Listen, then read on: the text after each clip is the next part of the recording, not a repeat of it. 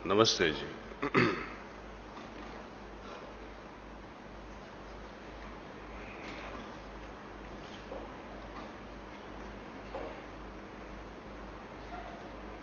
वैसे तो ये भंडारे का अंत कभी नहीं हो सकता। इसका जो माहौल है इसको साथ में ले जाना है। 10 साल के बाद, 20 साल के बाद हम जब सोचेंगे हमने उस भंडारे में क्या महसूस किया, तो हमें विश्वास के साथ वो हालत को फिर से बुला लेने की एटलीस्ट इच्छा तो जागृत करनी पड़ेगी इसे। और ये हालत को पहचानने के लिए आप जाने के पहले खुद कहीं पे कोना पसंद करके बैठ जाइए, सोचिए क्या मिला है, क्या खोया है, क्या पाया है इसमें, और किस चीज को हम अपनाएं जिसकी वजह से पूरा जिंदगी उसको हम याद कर सकें कृतज्ञता से कि हमने ये पाया। हम सोचते हैं कि इतने भंडारे मिशन में है, आते हैं जाते हैं, हम सब भंडारे में तो पार्टिसिपेट नहीं कर पाते हैं। ठीक है, लेकिन हमारी ओर से मन की तैयारी तो होनी ही चाहिए इसे। कोई भी बंदा आज हमें पूछे आप 2018 में बसंत में जाओगे, हम तो हाँ ही कहते हैं। 2025 में 24 जुलाई को आप आओगे, हम तो अभी भी हाँ ही कहेंगे इसे। लास्ट मिनट पे हम जब नहीं जा सके तो कैंसिल कर दो, लेकिन हमारी पूरी तैयारी होनी है कि हम जाएंगे ही। यदि पहले से ही हमने मना कर दिया कि 2016 में बसंत पंचमी या लालाजी महाराज के जन्मदिन पे हम नहीं जाएंगे, आपने तो पहले से ही मना कर दिया, जाओगे कैसे?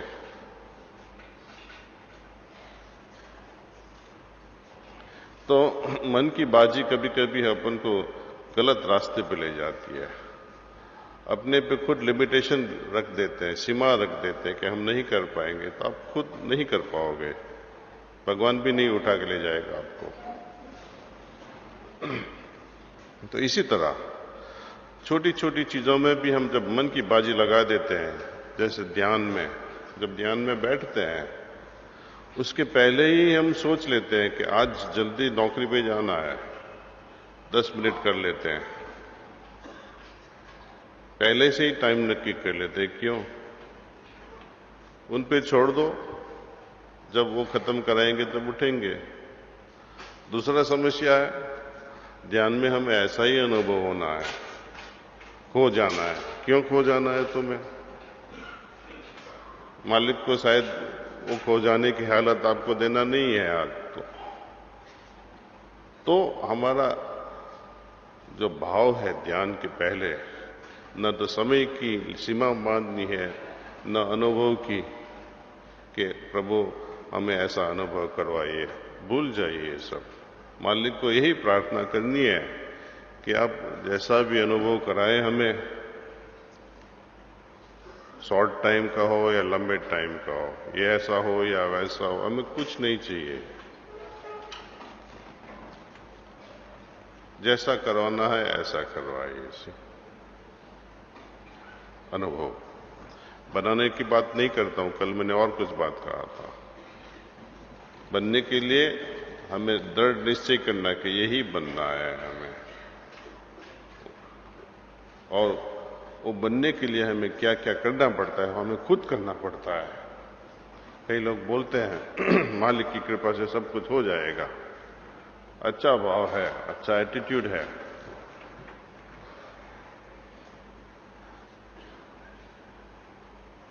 लेकिन इसमें बहुत कमियां हैं। जब हम हमारी जिम्मेदारी उन पर छोड़ देते हैं सिलेक्टिवली, तब कुछ नहीं बनता है।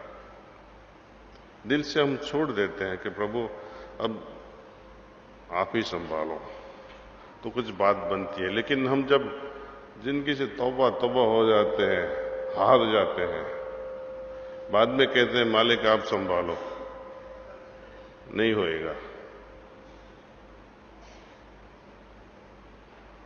सो कैसे मालिक को अप्रोच करना है, तो बहुत सिंपल चीज है। सब कुछ के लिए उनको सौंप दो, सब कुछ के लिए।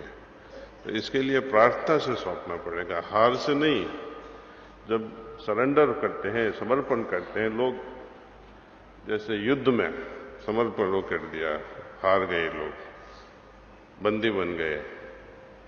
लेकिन आध्यात्मिकता में हमें खुद अपने आप को बड़े चैन से डूबने की प्रार्थना करते हैं, उनमें हार जाने की प्रार्थना करते हैं कि आप मालिक हमें जीत लो। उसी में ही हमारी खुशी है। इसमें न हारना न जीतना, जो है सो है।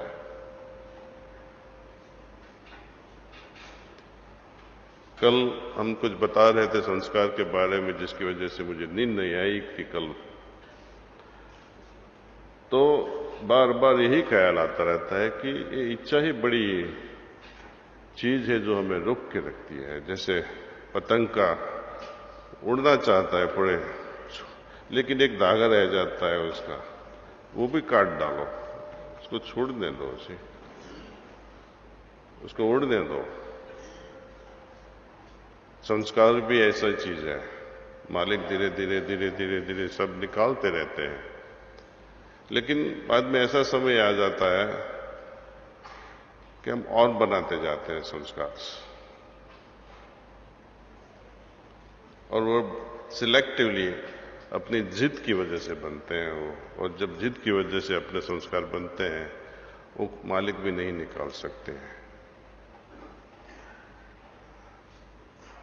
बाबूजी महाराज ने एक